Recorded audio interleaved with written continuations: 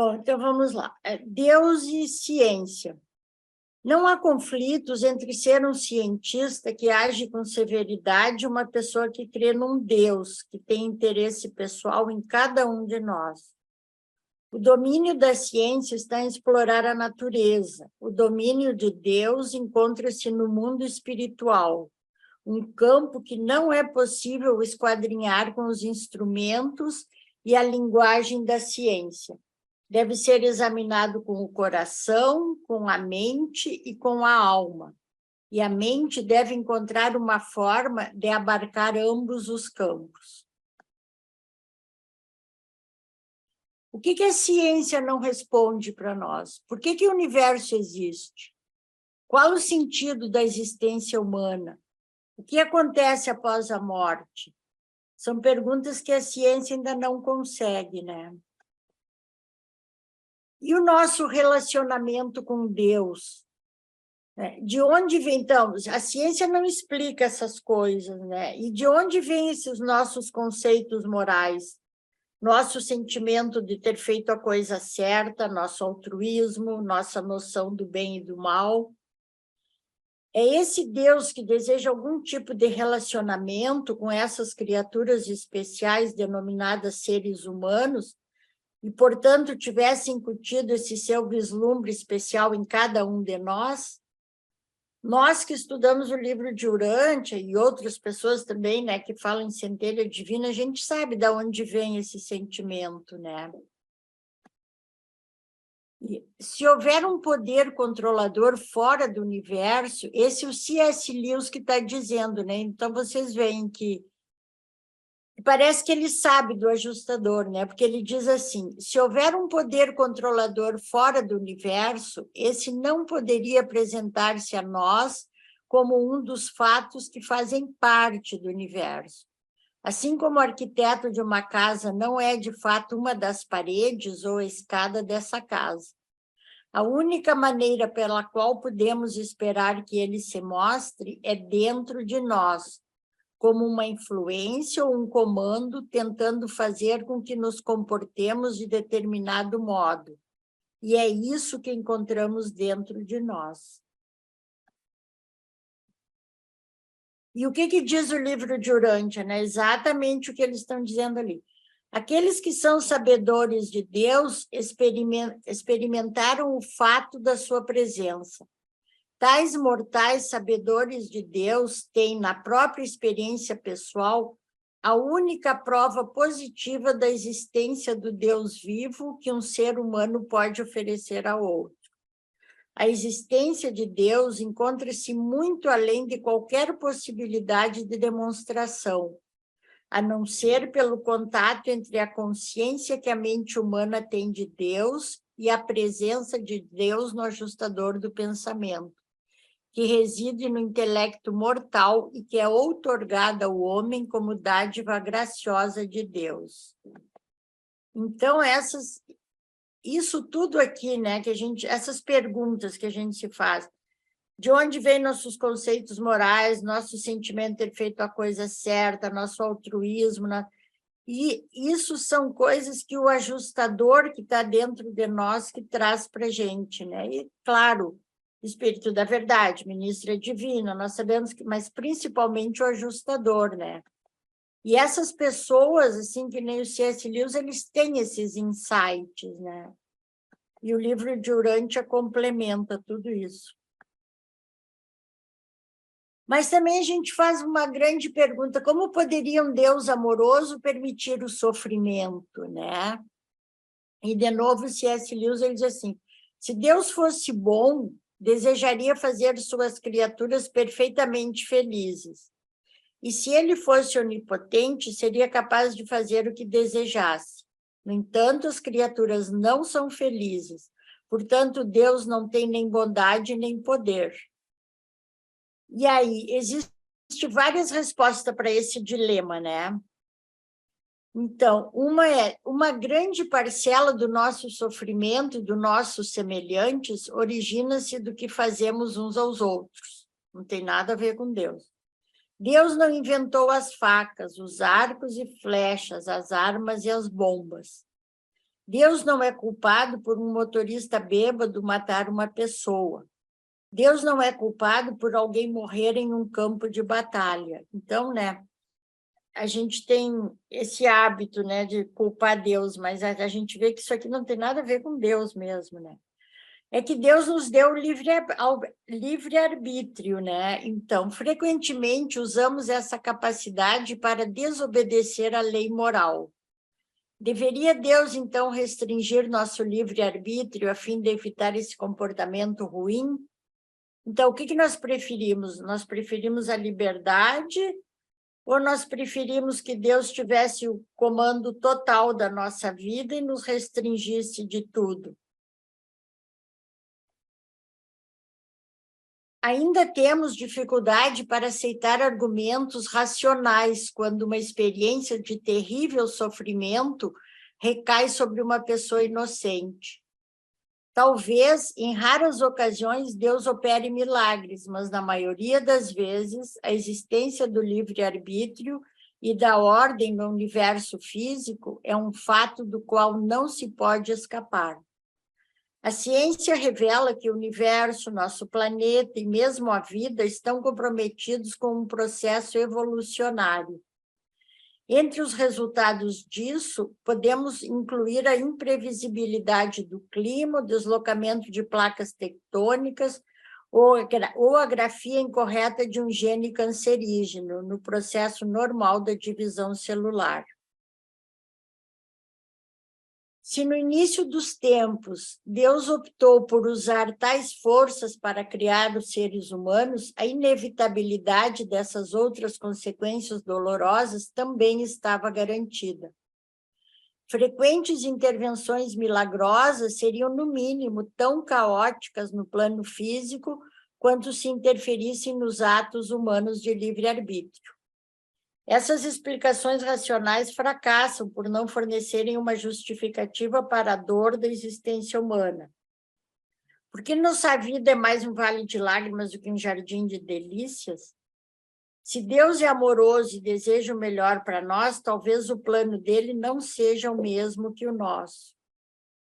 Né? Tem muitas coisas que realmente a gente não entende aqui, mas eu acho que mais tarde nós vamos entender. Mas o que a gente sabe é que tudo faz parte da nossa evolução.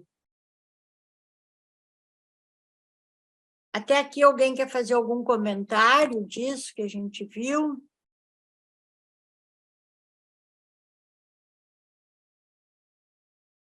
Não? Está tranquilo?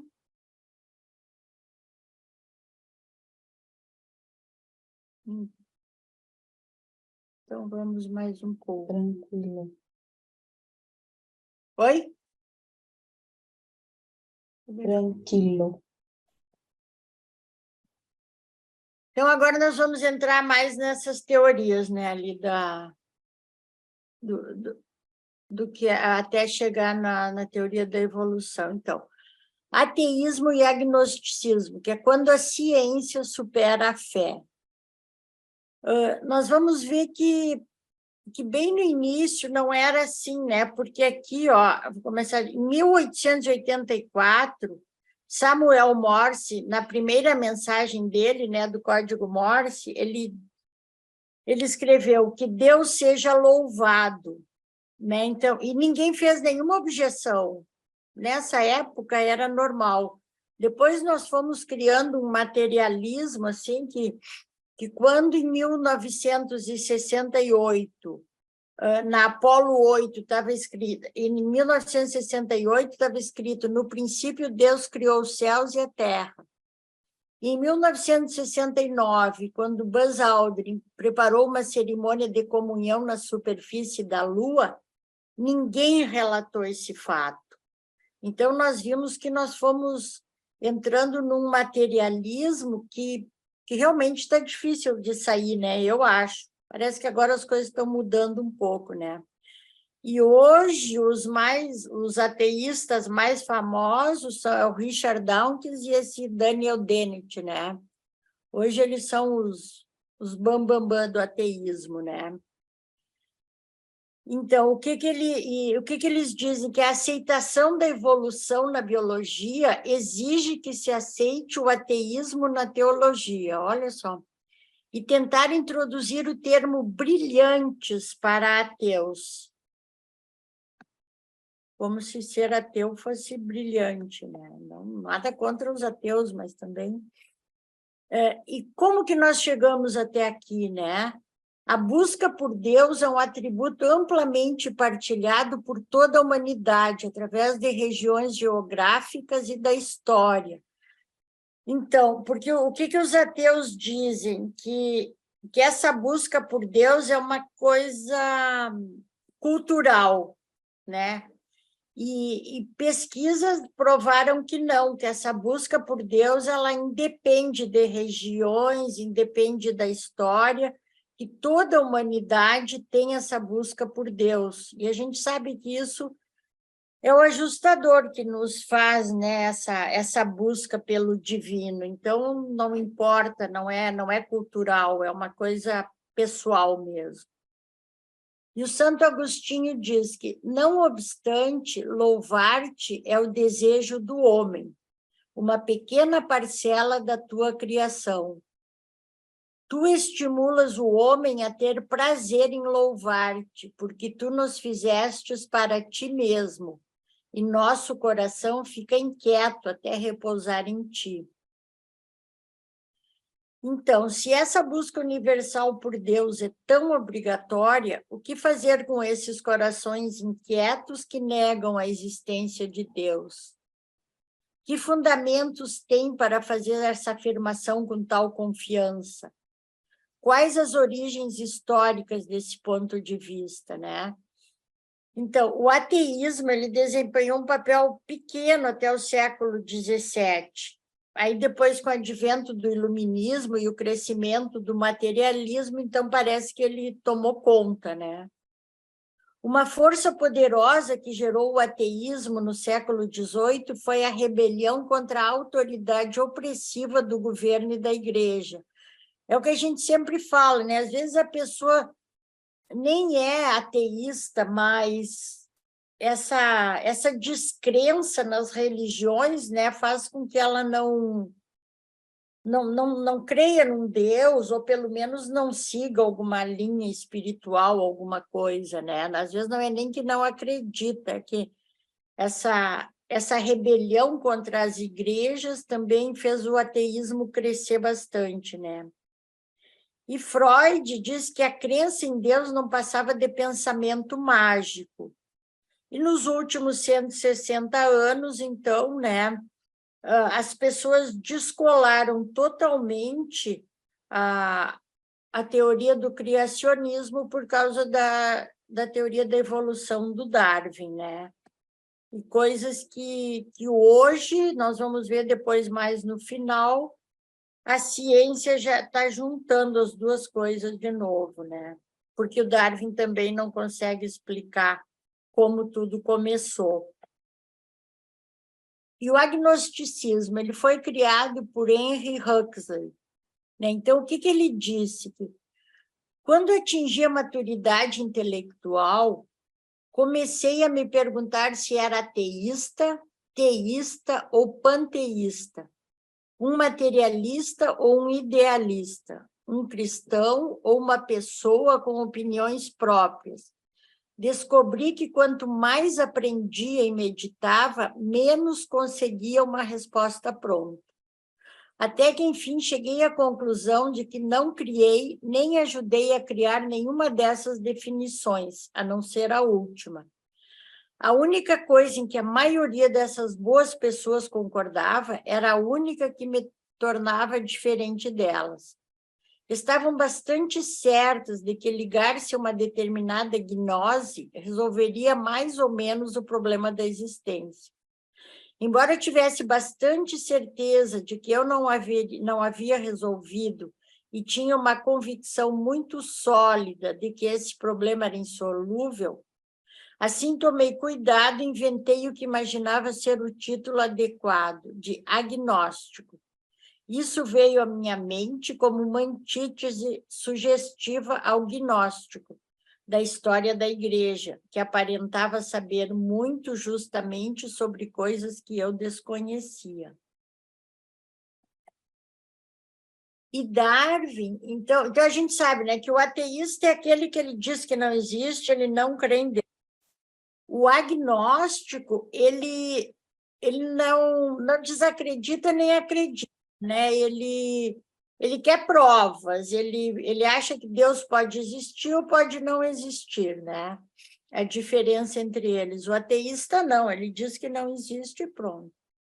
E Darwin, em 1881, ao almoçar com 2 ateístas, perguntou por que se chamavam ateístas e disse preferir o termo agnóstico de Huxley. Um dos convidados respondeu que o agnóstico era um ateísta claramente respeitável e o ateísta apenas um agnóstico explicitamente agressivo. A maioria dos agnósticos não é tão agressiva, simplesmente assumindo a posição de que não é possível assumir uma posição contra ou a favor da existência de Deus. Embora o agnosticismo seja uma posição cômoda para muitos, de um ponto de vista intelectual, ele transmite uma certa fragilidade. Será que iríamos respeitar alguém que insistisse em dizer que a idade do universo não pode ser conhecida e nem parou para verificar as evidências? Bom, algum comentário até aqui, depois nós vamos entrar no criacionismo. Tudo tranquilo? Oi, boa É noite. inter... Boa noite, Marcos. O que você falou ali que era agnóstico mesmo? O agnóstico é aquele que ele não descrê nem crê. Ele quer ter uma prova, né? O ateu, ele nega totalmente. Ele diz, Deus não existe.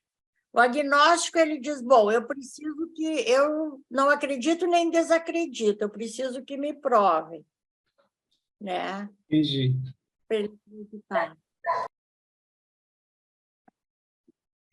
Não, quando você falou da existência de Deus, Estela, assim, né, que a maioria das culturas, elas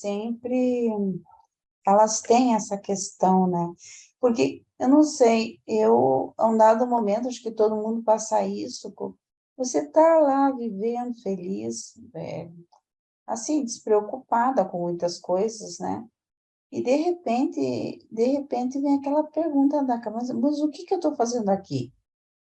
Por que que eu estou aqui, né? Por que eu existo?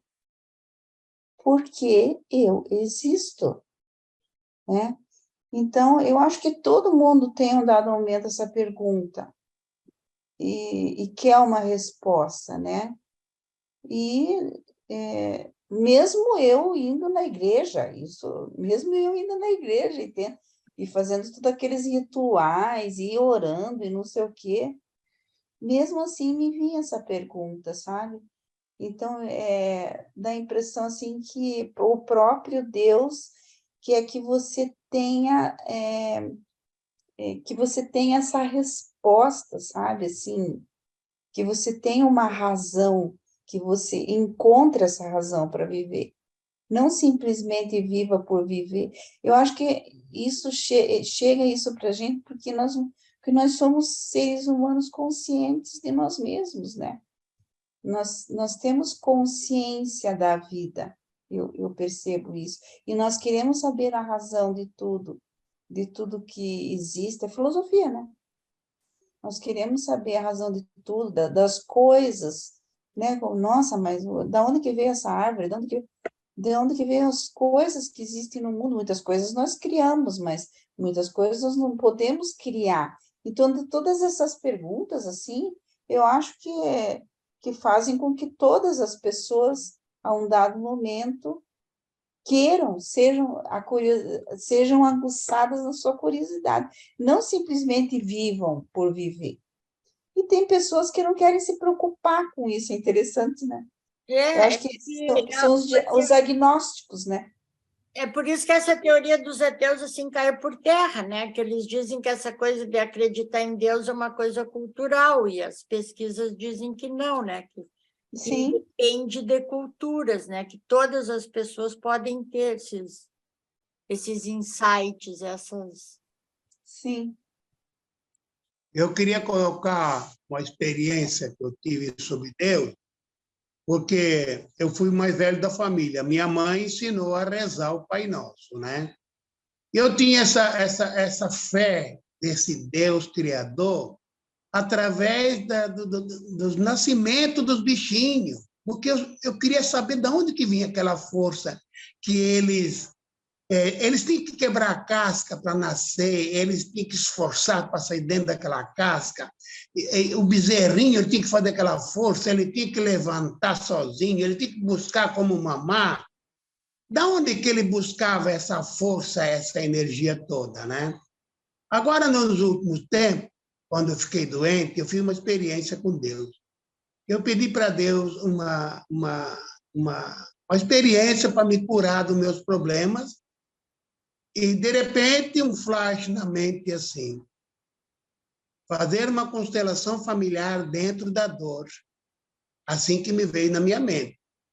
E eu fui fazer a constelação familiar, onde deu uma tragédia da família da minha mãe na Europa.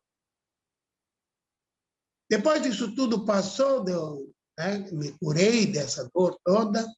Depois de 3 anos, ela apareceu de novo. Como eu sabia que era essa dor, que era uma herança que eu tinha recebido, de novo eu pedi para Deus, porque eu não consegui fazer a experiência que eu já tinha, pedi para Deus que me desse uma frase, um símbolo, alguma coisa, para que eu me curasse das dores. E aí eu vi aqui na frente do peito, né, eu deixei aqui assim, não quer pagar. Aqui na frente eu via uma frase assim, desatar nó. Eu olhava para frente, mas eu via aqui uma placa, desatar nó. E eu não sabia o que fazer com aquilo. Eu fui fazer uma meditação e apareceu uma corda enorme assim. Na mente ela tinha 5 metros. E cheio de marcas que eu tinha trabalhado já. E tinha 1 metro, mais ou menos, cheio de nó, que eu tinha que desamarrar aqueles nós. E eu tinha que passar um nó por dentro do outro. E daí eu me curei dessa dor, que eu passei por 5 médicos especialistas, não achou nada. Porque dentro da patologia eu trabalho com imagnetismo. Então, nessa área de saúde, de físico, eu não tinha. Eu era uma questão energética. E aí eu me curei dessa dor, levou 5 dias ainda, e a dor foi embora, e até hoje eu não tenho mais a dor, estou bem, tranquilo, numa boa. Até no outro ano passado eu queria ir no encontro do livro de Urantia e Florianópolis, eu estava de cama, por causa dessa dor. Então, para mim, Deus dá para a gente a oportunidade de você fazer a experiência de como você tem que se curar.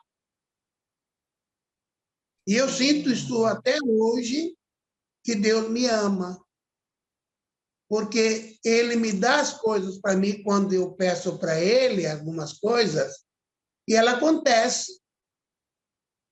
Quando eu queria comprar um terreno aqui na Penha, para construir a minha casa, e eu parei lá perto da praia, e eu falei para mim mesmo, um dia eu vou comprar um terreno aqui na Penha.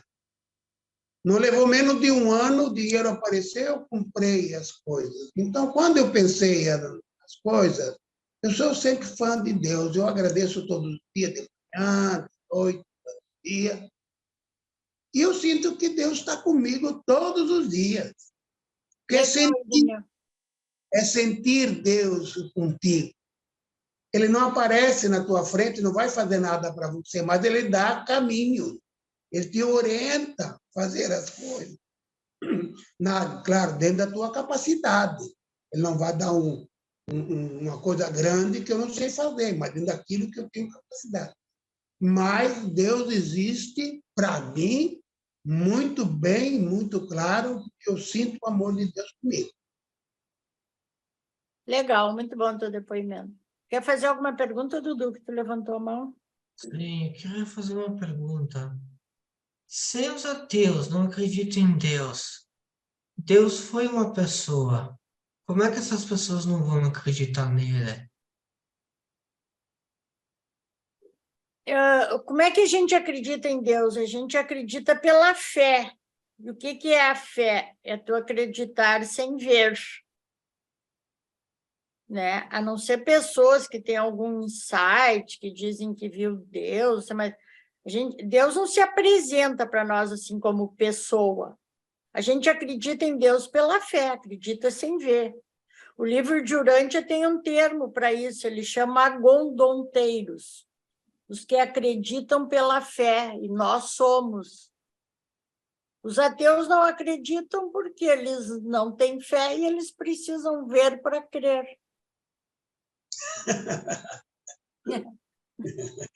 Entendi. Nós acreditamos pela fé, nós também não vimos Deus. Nós temos esperança de vê-lo quando chegar ao paraíso, mas a gente... Mas dizem, eu não sei se é mentira ou se é, eu estou intrametado, não sei se é verdade ou mentira, mas dizem umas previsões que eu vejo que Deus um dia vai voltar, vai aparecer para todos nós. Não, Deus nunca esteve...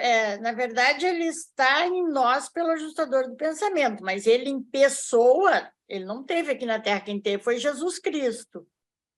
E Jesus Cristo, sim, até no livro de Urântia, acho que na Bíblia também diz que ele disse que vai voltar, mas é Jesus Cristo, não é Deus. Sim, Jesus Cristo, isso. Jesus vai voltar. Mas isso pode acontecer daqui... Amanhã, Mas a gente não sabe. como é que seria quando Jesus Cristo chegasse, vamos supor, amanhã, como é que seria esse grande encontro?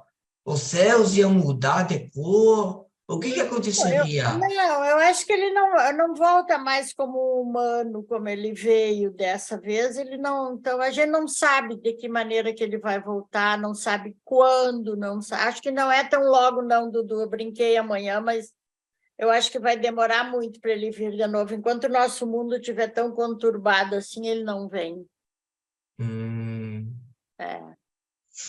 Quem pode chegar amanhã é o Maquiventa.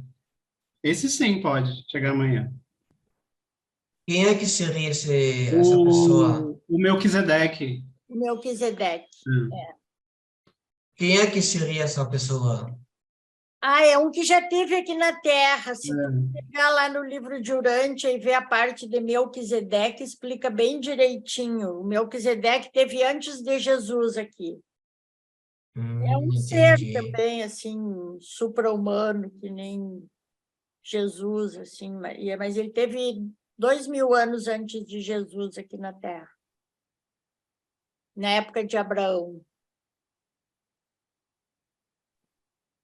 Oi, Estela, só para explicar ali, falar para o Eduardo, entendendo que no universo local, o Filho Criador gerou o universo a pedido do Pai. Tá? Existem muitos filhos criadores e são os Micaéis. Existem outros seres que o ajudam, que são o segundo e o terceiro nível, os Avonais, que são seres também que fazem auto-outorgas, ou seja, vêm e consolidam a criação em todo o processo de criação. Logo após o estabelecimento, o Espírito Infinito faz com que a mãe, a parte espiritual, ou seja, a mãe divina, ou o Espírito materno, venha fazer companhia para o Espírito Criador e processar toda a criação, porque, entendendo, o Pai gera o Filho e gera o Espírito, ou a mãe.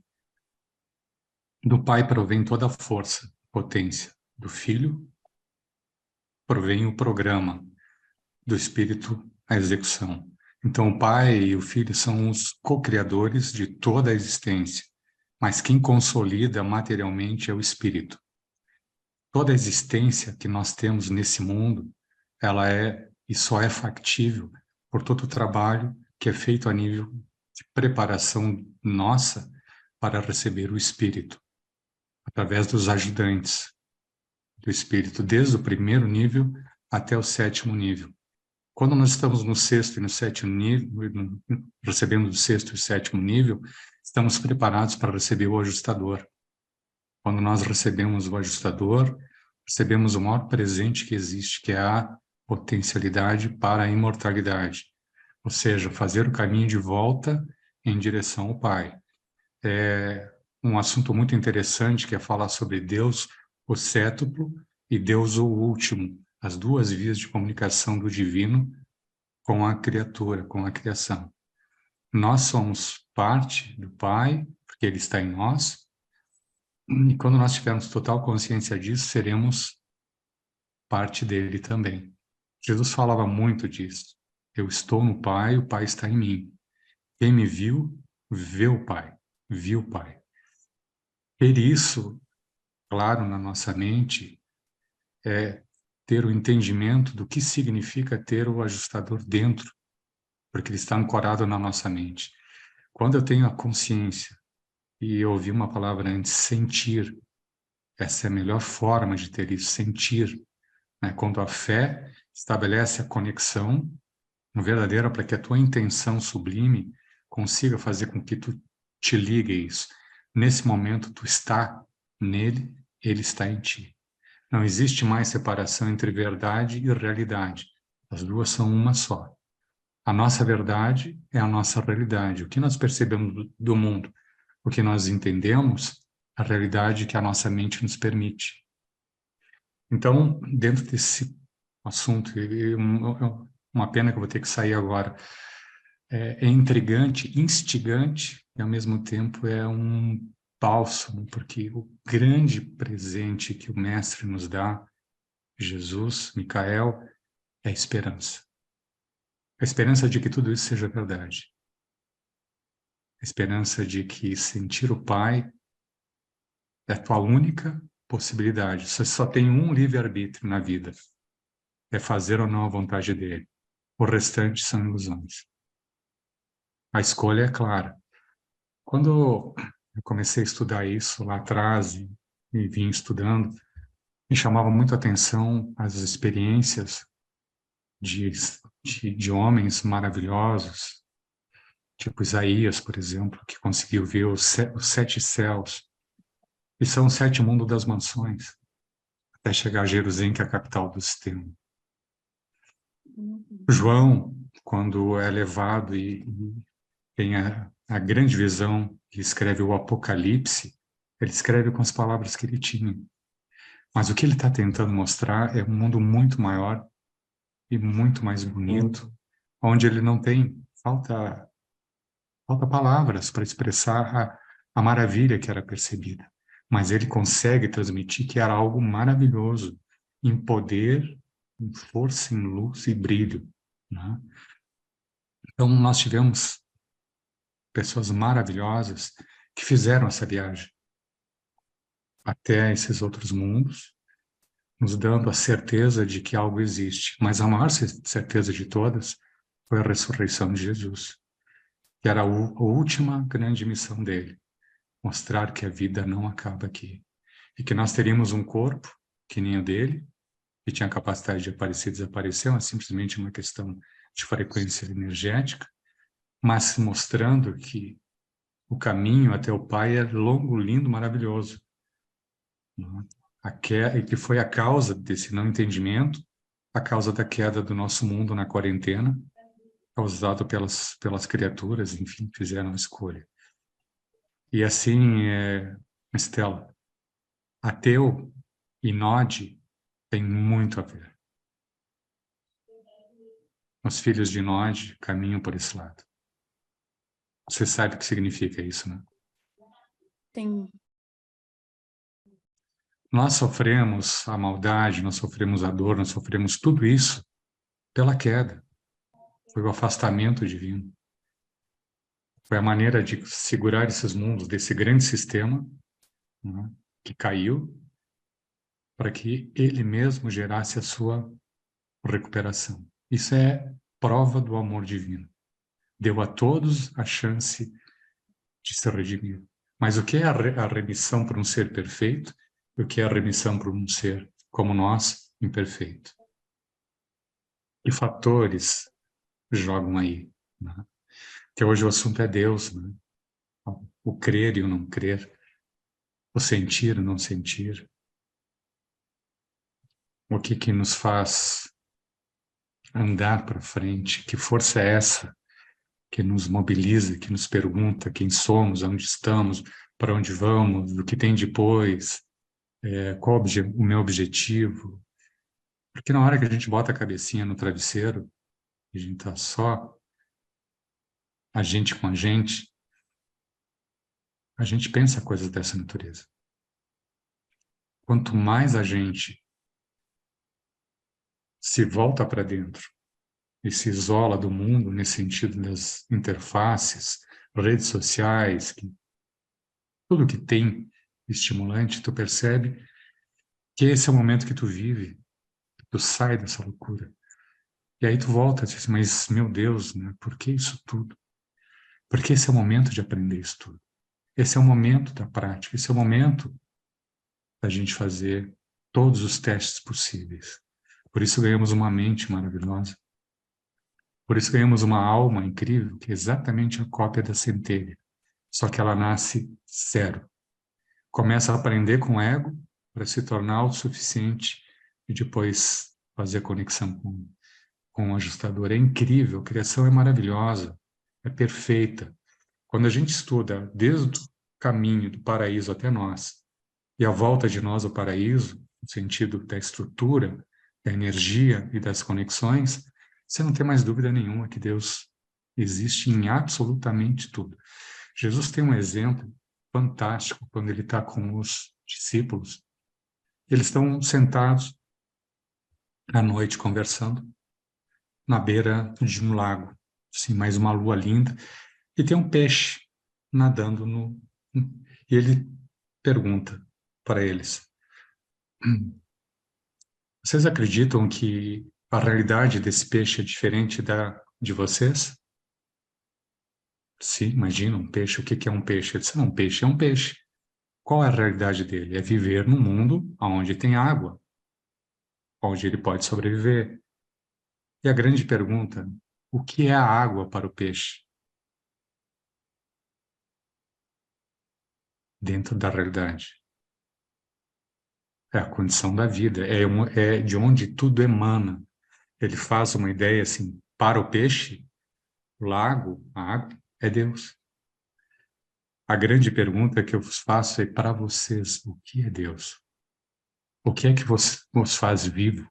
O que é que vos faz ativo? O que é que vos faz perceber a vida, sentir as coisas, o mundo? Né? Eu adoro o mestre, assim, para mim é a razão de tudo. E sabendo que o universo local é só um ponto no caminho, depois ainda existe muitos e muitos e muitos universos, super-universo, até chegar ao universo central, que aí sim é perfeição.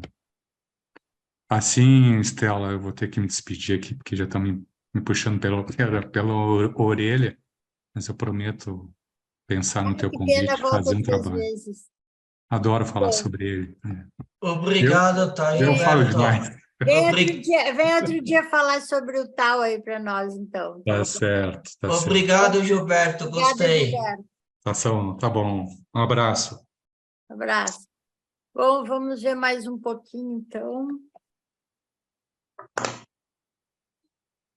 Nós vimos o ateísmo, o agnosticismo, nós vamos ver o criacionismo, né? Que é quando a fé supera a ciência.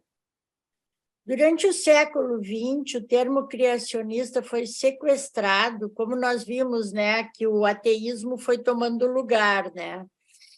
Foi sequestrado para colocar em prática um subconjunto, não só o ateísmo, assim, mas o grande materialismo, né, da ciência, assim, um subconjunto bastante específico de pessoas que acreditam em Deus e insistem em uma leitura literal do Gênesis 1 e 2 para descrever a criação do universo e a formação da vida na Terra.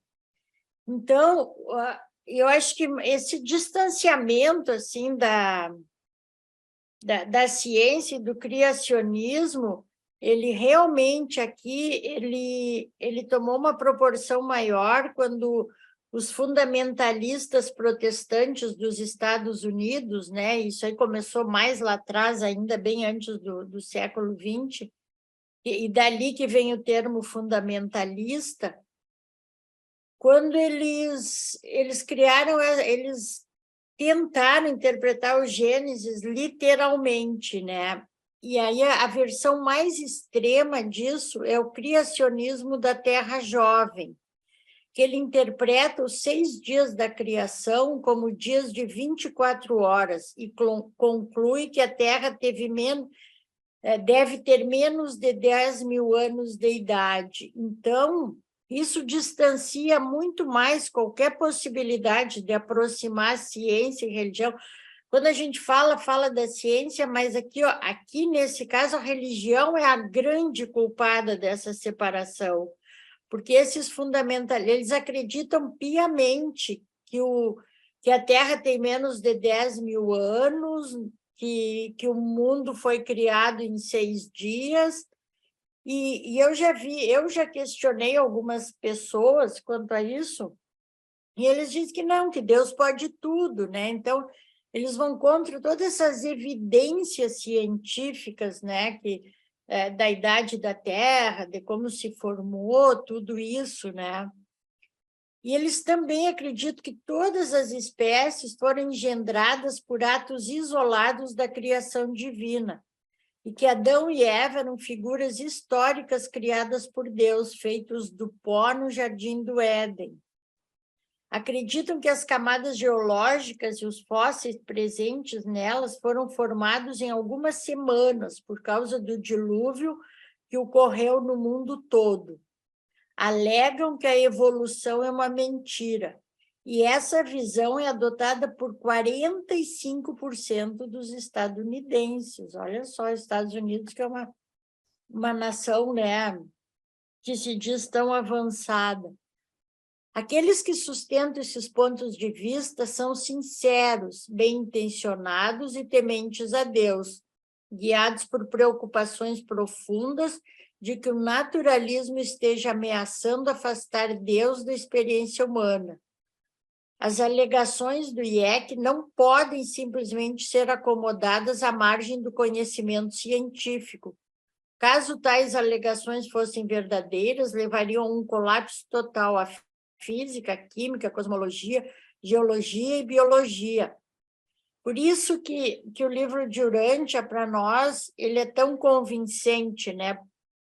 Porque ele não nega nada disso, ele tem física, ele tem química, ele tem cosmologia, ele tem geologia, ele tem biologia dentro dele, ele conta todos esses milhares de anos de formação, enquanto que essa linha da religião, ela acredita ainda que o mundo foi formado em 6 dias, isso afasta ainda mais, né, qualquer proximidade com a ciência.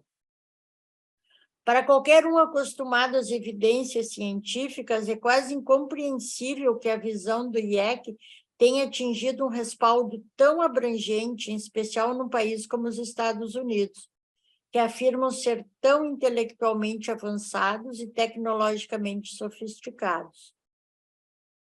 Para Santo Agostinho e para a maioria dos outros intérpretes ao longo da história, até Darwin colocar os que creem em Deus na defensiva, os primeiros capítulos do Gênesis transmitiam a sensação muito maior de uma fábula sobre a moralidade do que de um testemunho ocular reproduzindo nos jornais.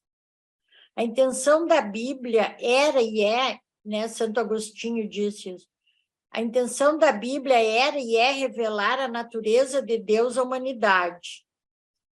E aqui, claro que aqui não é ele, né, porque não tinha DNA na época, mas teria servido aos propósitos de Deus 34 séculos atrás, fazer para seu povo uma palestra sobre deterioração radioativa, camada geológica e DNA. Não faz sentido, né? Então, por isso que Santo Agostinho disse que os primeiros capítulos do Gênesis transmitiam a sensação muito maior de uma fábula sobre a moralidade, né? Então, e aí as pessoas fazem um apelo à razão, né? O IEC chegou a um ponto de falência intelectual, tanto em sua ciência como em sua teologia. Ao enviar aos jovens a mensagem de que a ciência é perigosa, o IEC pode estar privando a ciência de alguns talentos promissores. No entanto, não é a ciência que mais sofre com isso. O IEC causa danos maiores ainda à fé, quando exige que a crença em Deus concorde com alegações essencialmente falhas acerca do mundo natural. Eles estão certos em se manter firmes ao conceito de Deus como Criador. Estão certos em se manter firmes à conclusão de que a ciência não dá respostas às questões mais urgentes da existência humana. Porém, não podem basear suas posições em fundamentos falhos. Os que creem em Deus têm necessidade de se manter firmes às verdades eternas de sua fé, apesar das grandes transformações sociais e científicas. A gente não pode negar as evidências, né, da ciência também. Até aqui tudo tranquilo? Então, nós vamos entrar numa outra teoria, então, a do design inteligente, né, que é quando a ciência precisa da ajuda divina. O design inteligente surgiu em 1991. Algumas de suas raízes podem ser rastreadas até argumentos científicos remotos, que apontavam a probabilidade estatística da origem da vida. Essa do design inteligente foi uma das últimas teorias, né, que parecia que explicava tudo, né, porque até ele foi criado no meio científico, nessa teoria. Porém, o design inteligente não está concentrado em como surgiram os primeiros organismos, e sim nas deficiências percebidas na teoria evolucionária, em justificar a posterior complexidade extraordinária da vida. Ele foi chamado de criacionismo 2.0. Os argumentos dele: a evolução gera uma visão do mundo, de mundo ateísta, portanto, os que acreditam em Deus devem se opor a ela. A evolução tem fundamentos falhos, pois não pode justificar a complexidade da natureza. Se a evolução não pode explicar a complexidade irredutível, deve então ter existido um planejador inteligente. Até aí tudo bem, né? Mas o problema do design inteligente é negar a evolução também. As objeções científicas ao design inteligente. O design inteligente não funciona como um modo fundamental de se qualificar como teoria científica. A proposta dele a respeito da intervenção de forças sobrenaturais para justificar entidades biológicas complexas com numerosos componentes é um beco sem saída científico. Também não fornece nenhum mecanismo pelo qual as supostas intervenções sobrenaturais gerariam a complexidade. O olho é um exemplo citado com frequência pelos defensores do design inteligente, como mostra de um nível de complexidade que a seleção natural por etapas jamais poderia ter atingido. Mas isso, o próprio Darwin disse, né, que supor que o olho, com todos os seus dispositivos ilimitáveis para ajustar o foco a diferentes distâncias, acomodar-se a diferentes quantidades de luz e corrigir as aberrações esféricas e da cor, poderia ter se formado por seleções natural, parece, e confesso, sem receio, um absurdo até o mais alto grau. Então, esse exemplo deles também cai por terra, né? Darwin propôs 160 anos atrás uma série de etapas na evolução desse órgão, que a moderna biologia molecular vem confirmando. Então, as objeções teológicas ao design inteligente. O design inteligente é a teoria do Deus nas lacunas, ao introduzir uma suposição da necessidade de uma intervenção sobrenatural em fatos que seus defensores alegam que a ciência não pode explicar. Outros fenômenos já foram atribuídos a Deus, como o eclipse solar. Retrata Deus como um criador atrapalhado, que precisa intervir de tempos em tempos para consertar as insuficiências do plano original. Então, essa teoria ela nasceu no meio científico, ela parecia que ia explicar tudo, mas aí eles negam a evolução, porque o que ele tem até um videozinho, né, que os cientistas fizeram lá numa ilha, eles explicando, que eles dizem que tem que ter uma inteligência superior, né, que explica o mecanismo da célula, o mecanismo de todo um ser vivo, né? A gente sabe que sim, que começou com uma inteligência superior, mas eles negam a evolução, eles acham que tudo isso é intervenção divina, né? E eu acho que isso o livro de Urântia deixa muito claro para nós, né? Que depois de uma certa fase não tem mais intervenção, né? E aí, nós vamos ver agora que é o que essa teoria evolucionista teísta, e já tem muitos cientistas, né,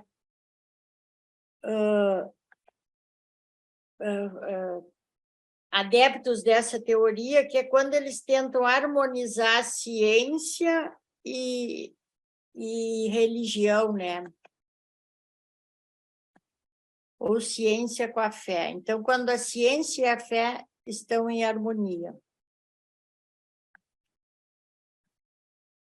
E aí que se criou essa teoria evolução teísta, né? Ou biólogos, como muitos chamam.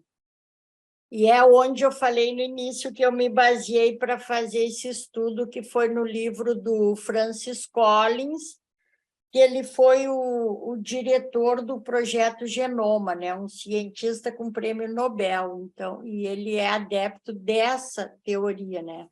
Da evolução teísta. E é o que o livro de Urântia é, né? Porque o livro de Urântia é criacionista e evolucionista, né? Se a gente estuda ele. Então, é a posição dominante entre cientistas sérios que acreditam em Deus com a mesma seriedade, como Asa Gray, que é um cientista americano, e o Papa João Paulo II também. Ele era adepto, claro, em Deus o Papa acreditava, né? Mas ele era adepto da teoria da evolução também. Então, quais são as premissas dessa teoria? Se nós vamos ver, parece que eles tiraram quase tudo do livro de Urântia, né? Depois nós vamos ver isso. Então, o que eles dizem? Que o universo surgiu do nada há aproximadamente 14 bilhões de anos. Não é bem do nada, assim, mas... Apesar das probabilidades incomensuráveis, a segunda premissa, as propriedades do universo parecem ter sido ajustadas para a criação da vida. Embora o mecanismo exato da origem da vida na Terra permaneça desconhecido, uma vez que a vida surgiu, o processo de evolução e seleção natural permitiu o desenvolvimento da diversidade biológica e da complexidade durante espaços de tempo muito vastos. Tão logo a evolução seguiu seu rumo, não foi necessária nenhuma intervenção sobrenatural. Parece ou não parece igual o livro de Urântia, né? Os humanos fazem parte desse processo, partilhando um ancestral comum com os símios. Entretanto, os humanos são exclusivos em características que desafiam a explicação evolucionária e indicam nossa natureza espiritual. Isso inclui a existência da lei moral, o conhecimento do certo e do errado e a busca por Deus, que caracterizam todas as culturas humanas. Isso, então, são as premissas dessa teoria, né, da evolução teísta. E o que o livro de Urântia diz? Por isso que eu falo que parece que eles leram o livro de Urântia, né? Há 300 bilhões de anos, os circuitos solares de Andronover achavam-se bem estabelecidos e o sistema nebular estava passando por um período transitório de relativa estabilidade física. Nessa época, o corpo de assessores de Michael chegou a Salvington e o governo de Orvonton, em Uversa, deu reconhecimento à existência física do universo local de Nébadon.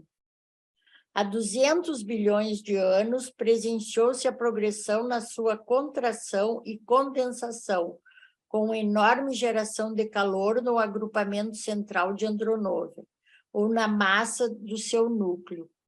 Um espaço relativo surgiu até mesmo nas regiões próximas da roda do Sol materno central.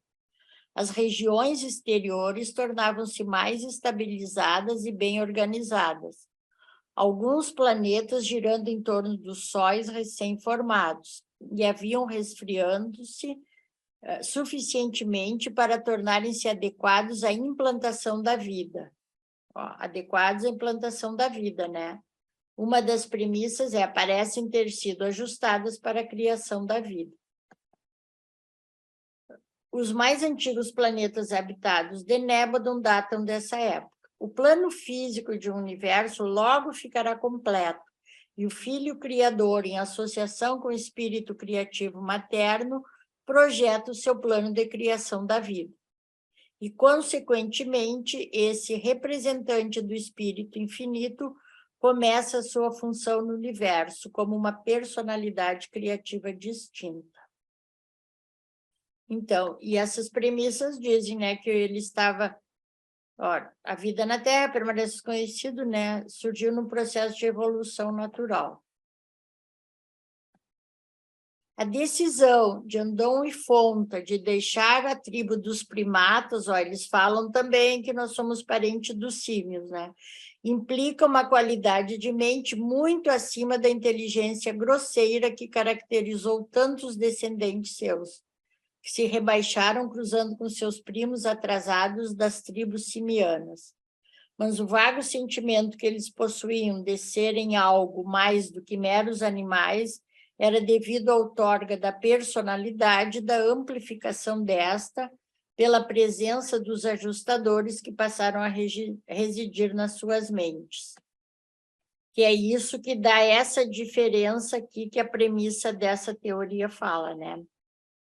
Que diz a nossa natureza espiritual. Imaginai o nosso júbilo, um dia os dois gêmeos estavam com cerca de 10 anos de idade, quando o espírito da adoração fez o seu primeiro contato com a mente da gêmea fêmea, e pouco depois com a do macho. Sabíamos que algo muito próximo da mente humana aproximava-se da culminância, e quando, cerca de 1 ano depois, eles finalmente resolveram, em consequência do pensamento meditativo e de decisão propositada, partir da casa e viajar para o norte. Então, o espírito da sabedoria começou a atuar em Urântia, nessas duas que são reconhecidas agora como mentes humanas, né? Isso que nós vimos semana passada com a Lilian também.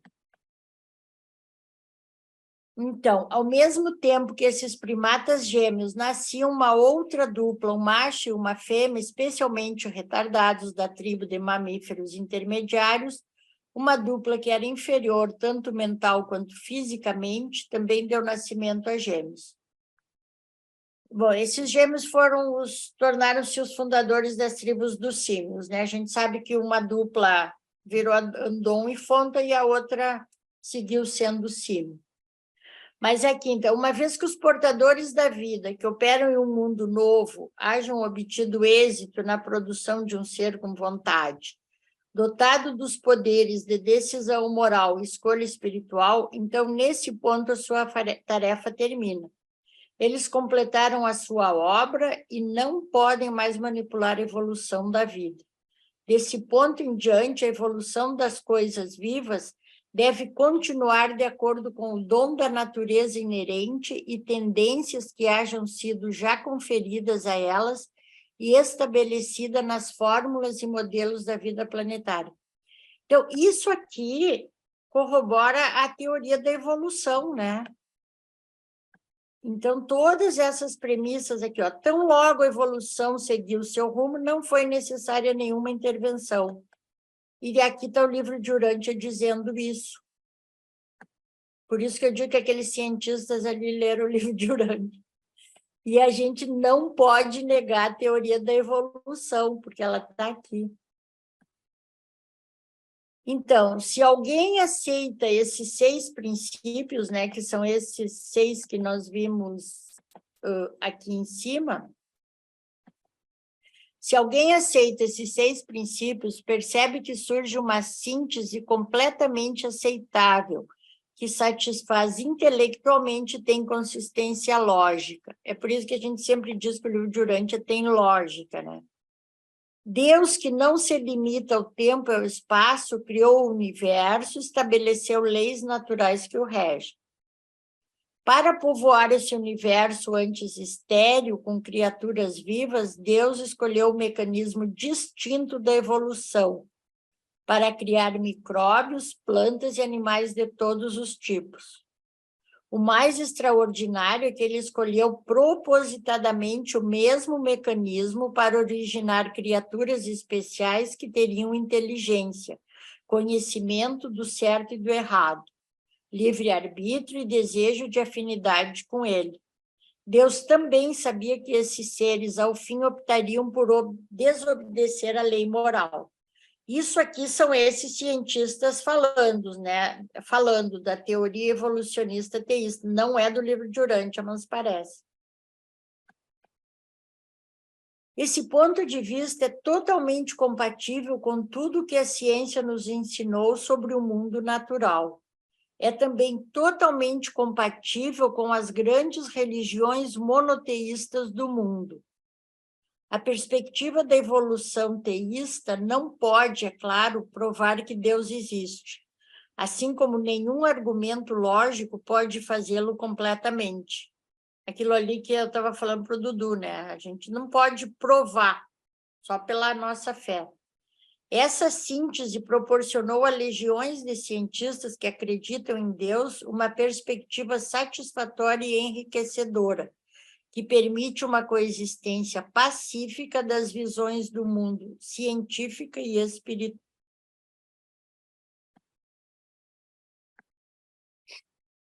Quais são as críticas da evolução teísta? Se é uma síntese tão satisfatória, por que não é mais amplamente adotada? Por quê? Porque ela não é largamente conhecida e tem poucos defensores públicos destacados ainda, né?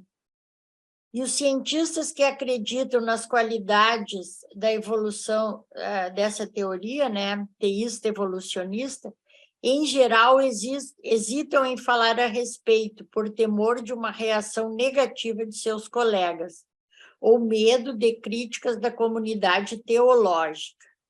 É porque a gente sabe, né, que aqui eles estão juntando as duas coisas, então eles vão receber crítica dos dois lados, né? Do lado religioso, poucos teólogos de destaque conhecem suficientemente as ciências biológicas. E do lado da ciência, também poucos conhecem a teologia, né? Um exemplo, como eu falei lá atrás, era o Papa João Paulo II, né? Que numa mensagem à Pontifícia Academia de Ciências, ele disse: novas descobertas nos guiam ao reconhecimento da evolução como mais do que uma hipótese. Então, ele era um dos que aceitava a teoria da evolução, né? E, ironicamente, essa teoria cria harmonia entre facções beligerantes. Como sociedade, não parecemos atraídos pela harmonia, mas pelo conflito. Aí a gente vai parar de brigar, né? O dia que todo mundo aceitar isso. E, ao contrário do design inteligente, o biologos, né, ou a teoria evolucionista teísta, não se pretende uma teoria científica. Sua verdade só pode ser testada pela lógica espiritual do coração, da mente e da alma. E esse Teodósios, ele era da Igreja Ortodoxa Russa e ele aceitou a teoria da evolução, né? Então, ele disse que a criação não é um evento que ocorreu em 4004 a.C., é um processo que começou por volta de 10 bilhões de anos atrás e ainda continua. Será que a doutrina evolucionária entra em atrito com a fé religiosa? Não. É um erro crasso confundir as sagradas escrituras com cadernos elementares de astronomia, geologia, biologia e antropologia. E dada essa incerteza sobre a interpretação de determinadas passagens das Escrituras, pergunto: seria sensato para os que acreditam em Deus com sinceridade repousar a totalidade de suas posições no debate evolucionário, seus pontos de vista sobre o crédito da ciência e os próprios alicerces da sua fé religiosa numa interpretação literal, mesmo se outros que creem em Deus igualmente sincero discordam e vêm discordando muito antes de Darwin ter surgido? Não acredito que o Deus que criou todo o universo e que tem uma comunhão com seu povo por meio de orações e inspirações espirituais espere que neguemos as verdades óbvias do mundo natural, reveladas a nós pela ciência, a fim de provar nosso amor por ele.